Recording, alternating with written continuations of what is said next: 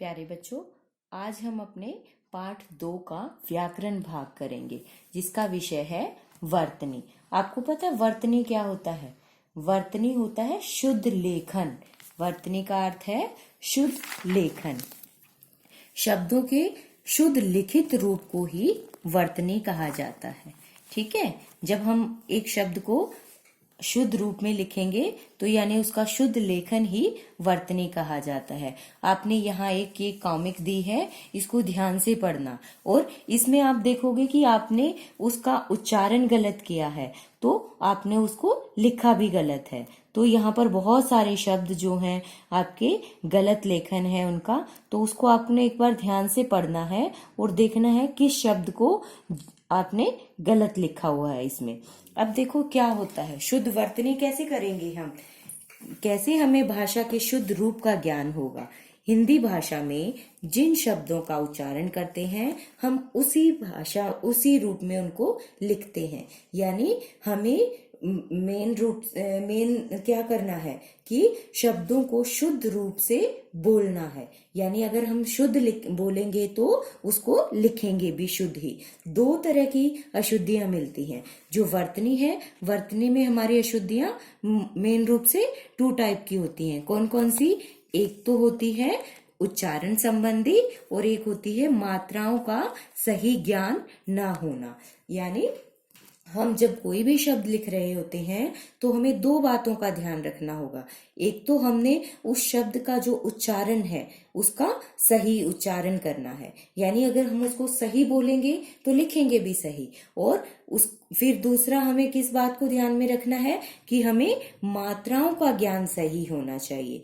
यानी जिस शब्द को बोल रहे हैं उस पे कौन सी मात्रा आएगी उसका ज्ञान होगा तो हमारी वर्तनी कभी भी अशुद्ध नहीं हो सकती। जो वर्तनी की अशुद्धियां हैं 2 कारण से ही होती हैं। एक तो उच्चारण गलत होने की वजह से और एक मात्राओं का ज्ञान ना होने की वजह से हमारी जो वर्तनी है वो उसमें गलतियां मिलती हैं।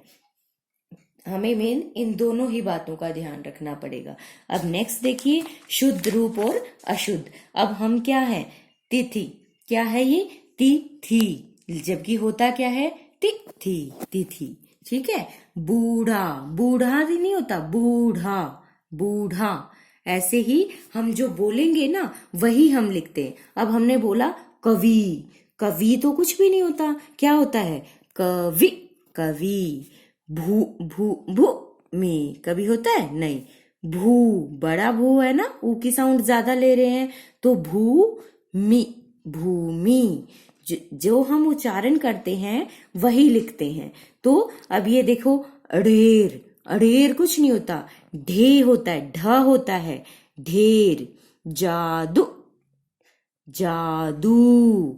तो हमने साउंड को ध्यान रखना है। यानी जब हम उच्चारण सही करेंगे तो हम उसको लिखेंगे भी कि किसी शब्द को बोलने में जब हमारी आवाज कम समय लग रहा है तो हमें छोटी मात्रा प्रयोग में लानी पड़ती है। और जब हम एक शब्द को बोल रहे हैं और बहुत देर तक लंबा खींच रहे हैं तो उसमें हमेशा बड़ी मात्रा का प्रयोग किया जाता है।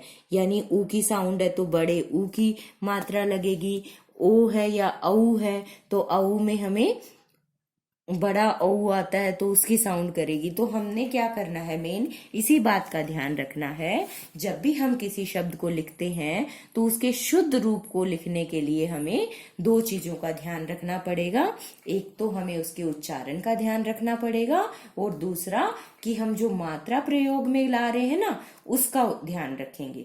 तो दोनों बातें ध्यान रखेंगे तो हम कभी भी लेखन में अशुद्धि कर ही नहीं सकते। शुद्ध लेखन के लिए हमें मेन इस 2 ही बातों का ध्यान रखना है, उच्चारण का और मात्रा की गलती ना हो।